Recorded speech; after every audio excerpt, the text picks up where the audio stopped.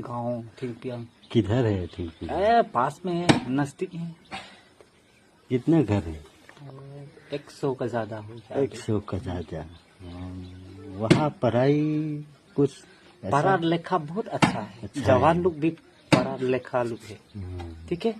कोई government service है? बहुत ज्यादा है भाई। अच्छा, तो आपका बच्चा कितना है?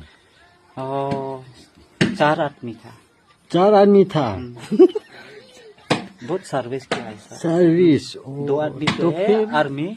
तो फिर आप ऐसे 1 आदमी तो है ISL खेल रहा है। ISL खेल रहा है। उसका नाम गिनमिनलाल। गिनमिनलाल। ओहो, वो अच्छा वो जमशेदपुर में। जमशेदपुर में। अच्छा, तो आप गोल इधर भी बहुत ज्यादा दिया गोल। हाँ। अवार्ड भी बहुत मिला है। आपका कपड़ा आप क्या करते हो अभी? अभी थोड़ा